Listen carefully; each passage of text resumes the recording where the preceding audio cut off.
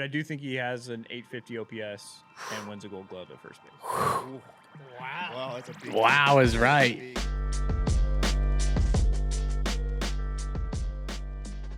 Welcome back to Beyond the Diamond. It is the off season. It is another report card episode. Pencils down. Grades down. Grades are in. And we are going over first base. A hot topic of conversation for the entire year. Everybody loved first base. Everyone loved what we got. Everyone loves first base over the last 3 years. If you're an Astro fan, we're through October. So no more Halloween. We don't have to worry about curses anymore. Yeah, I mean, there's definitely a Horcrux on first base. Yeah, we could talk about the primary first baseman, Christian Walker. Mm-hmm. John Singleton got a cup of coffee. Caratini had a few games over there. A few games at first. That's pretty much it. It was pretty much Walker all season. He played 154 games. Occurred a 0.2 WAR according to Baseball Reference. Just average. 585 at bats, 139 hits. 24 doubles, 27 home runs, led the team with that. Led the team with 88 RBIs, batted .238 with a 717 OPS, and 177 strikeouts, where he also led the team. Yeah. I'll lead off. You led off last episode. A C-. Okay. The defense was good. The defensive metrics graded him pretty bad. Just the eye test was good. I think my grade isn't fair in the sense of Christian Walker was not supposed to be the leader of the offense. He was supposed to be a part of the machine of what the Houston Astros were. Yeah. But due to injuries, he had to be the 3-hole. He had to be the guy that had to drive in runs, had to be the guy that carried a lot of the offense. And I mean, he led the team in home runs, led the team in RBIs, but that doesn't tell the entire story. It kind of tells a story of how kind of depleted this roster was just due to injuries and due to construction of it. But yeah, I'm at a C-. It's not fair, the expectations going in. He could have been a top 5 MVP voter and people would find things to get mad about. It was more of like the curse of Jose Abreu passed that really kind of unfairly told the story before the story was even told. So if you can really just get that out of the way, if you can somehow put that out, $20 million, I think you try to incur 1 WAR for every 10 million spent, I think is the math. Is that the math? I think so. Is that what they say? I think I saw, say that. I'm gonna find that. But I mean, I'm gonna C-. Okay. For what you spent, I think a lot of people would yell for this grade to be an F. And I don't fully disagree. I see where people come from being severely disappointed with the first base position. And especially Christian Walker and wanting more from him based on his track record before he got here. But all that being said, I think I'm right there with you at a C-. If you look at it, it's hard to say, all right, we had a slightly above average first baseman that was healthy all year, played a great defensive first base, hit 27 home runs and 87 RBI. It's hard to give that lower than a C- because – I mean, really, take away any of the expectations, take away any of the talk, any of the story around it. If you just look at pure numbers and say, oh, we had a first baseman that was slightly above average as far as OPS and WAR, played a pretty solid defensive first base, was healthy all year, hit 27 home runs, and had 87 RBI. I'd say that's pretty good. I'll take that. Yeah. I mean, I would even give that just on its own a C+ probably, or even a B-. But like we said, given the expectations, given the past issues with first base, I think we were very excited, and we'll see in a minute. We're going to watch through our breakdown of what we thought our preseason. I thought we were all excited. We were excited to have like I think his home run and RBI numbers were close to what we expected, but we expected the rest of it to be a little better. His overall average, his hitting doubles, his runners in scoring position numbers. We expected all that to kind of be better, and it wasn't. And I think that's where the failure really was. If you can poke at where Christian Walker struggled was runners in scoring position, strikeouts, big moments, striking out, chasing, just overall average. He started the season in April, March with a 196 batting average, and he got better. July he had a 318 batting average, 833 OPS. Like he slowly got better as the season went on, but he started off so rough. It was a hole to dig out of. Well, also I think it was kind of a Murphy's Law of shit for Christian Walker in the sense of like he had the oblique, he played probably hurt, he did bad slow start. Everyone else got injured around him, so he had to keep playing. He had to be the guy in the offense because everyone's hurt. Yeah. And then you're thrusting in that. And then you probably have bad mechanics from being hurt. You're starting to play catch up. And then by the time you get going, you have a good 2/3 of the season. You're already so far gone in that hole that it's tough to get out to 800 OPS. Yeah. Ideally, your 34-year-old first baseman is not starting 151 games and leading the team in home runs and RBIs. With some some health issues of his own. Ideally, in a perfect world with the rest of the team's healthy, Christian Walker probably only starts 140 games. Mm-hmm. Has more rest days and recovers from little nicks and knacks and injuries or whatever, and can be a little healthier in the games he does play and has a better season. So I pulled it up. Okay.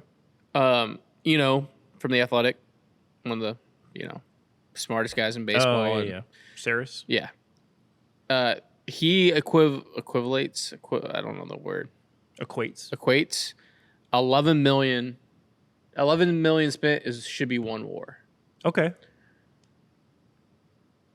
So 20 he's getting 60. The contract should be 6 WAR by the time it ages. Yeah, I want to look at his Fangraphs WAR because they're a little better with defense, I feel like. So he's 1.1 on Fangraphs. So Astros got 50% of their contract. They got about 50% of what they paid. And you know what? Could have been a lot worse. Could have been a lot worse. worse. As a team, the Astros' first base position accumulated 1.7 WAR as right about middle of the pack. So, yeah. Also, like the one thing, just being a picky fan in this, I don't. There was never like a Christian Walker game or moment, like, or a stretch where he took over. Like you had the West Coast, the West Coast stuff. You just had little blips throughout the year. It was never like a takeover. Then again, like. I think there was a lot of unfair expectations that were set, especially being like the only bat they went and got. Yeah. You had the curse of Jose Abreu and just here we go again from the fan base, and obviously that wasn't fair. So I give this man. I think C- might have been. I think C- is fair. Let's watch through our preseason expectations of Christian Walker. In this I may move it to a C. I'm like at a 74. Yeah. Then because with Fangraphs giving a 1.1 compared to Baseball Reference giving 0.3 or 0.2, whatever it was, 1.1's a little bit better. Yeah, I agree, and I think because his defense and his availability is what really puts him. Yeah, the eyeball test. For us to be as close as we were to possibly making the playoffs at the end, a lot of that was due to Christian Walker. You could argue like, okay, maybe he could have won us more games here and there with a big hit in the 8th inning with runners on base, whatever. But when everybody else is dropping like flies, like him being consistent at a very important anchor position, first base, with how many ground ball pitchers we have, that was huge. Yeah, it was. That was huge. And he gave you, like you said, availability. So yeah. All right, let's watch through what our thoughts were before the season and Okay. see how that ended up. Oh, brother. I'm not ready. Okay. 2025 Astros positional breakdown. Let's do it.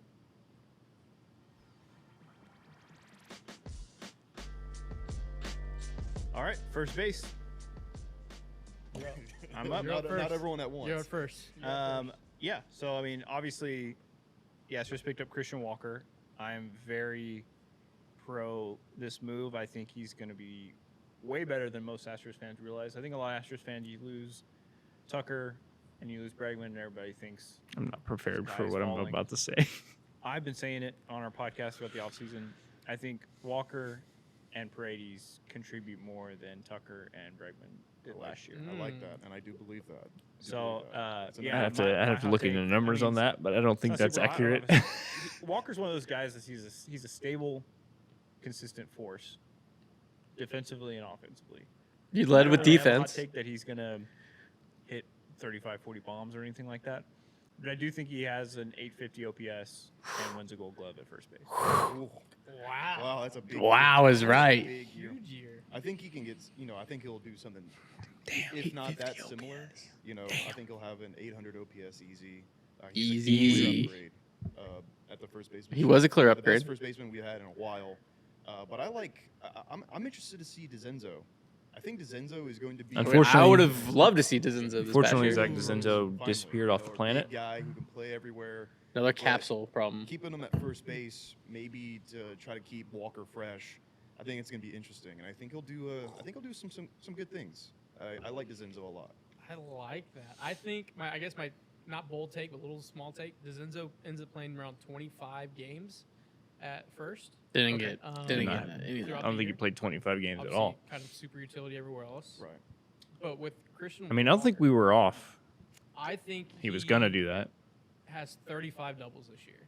that's I a think healthy number. I think it's I don't think he the got home that. run numbers are going to kind of be Yiner like, where like, man, he only had 19 or 20. Like it felt like it was more, but when you look at the doubles, I'm What not were his there with doubles? you. 24 Yes. doubles. I'm in the neighborhood of y'all. 30 doubles get you. I mean, 35 combined, doubles. you were like I think 20 home 35 runs. doubles He's very much a is- gap to Did you gap. say 35 hitter. doubles? Yeah.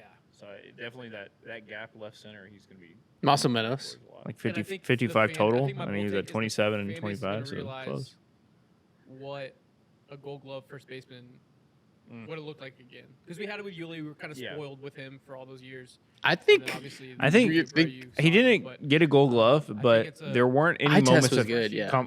like nobody was complaining about it, yeah. which is like or there's a curse, and we're just cursed at I guess first we'll with find a out. Bagwell curse. I guess we'll find out if we're on a burial ground or something. Yeah.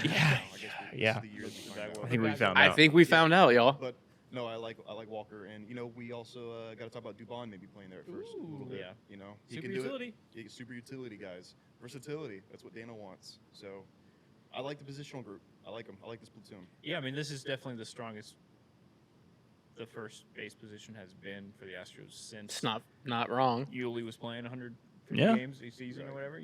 Prime Yuli. I mean, yeah, Walker for yeah, sure had a Yuli, 'cause better. Even I guess like in his later years, he wasn't. I mean, since Yuli, probably the best year. Like, his later Yeah. years with the Hey, Astros, congrats, Yuli. He wasn't. Yeah, that is honestly awesome. Yeah, he. Well, I mean, his last year was like a 640 OPS. It wasn't great. So yeah, I mean, it's been 7 years since we just have had a really good first baseman. I have a take for you guys. Oh, no. This goes for Mr. DeZenzo. How many games do you think in his college career Oh, he yeah. played at shortstop? Okay, so we're getting into Zenzo talk. We'll go and cut this off. Yeah. Yeah, unfortunately, Zach DeZenzo, capsule injury. Capsule. Just a ton of did not- capsules. but I do think we were right on the game plan for him because before he got hurt, it was Yeah. they were ramping. He him had a up. great camp. Yeah, they were ramping him up to kind of be essentially like the fifth infielder, fourth outfielder type of platoon guy. First bat off the bench. Yeah, first bat off the bench, playing first, spelling Walker. If he was healthy, Walker might have had more days off. And you maybe might have could some better recovered. production, yeah. Yeah, exactly. Just one of those things, like, we talk about all the injuries the Astros have, and we leave off DeZenzo a lot because he hadn't really broken out yet.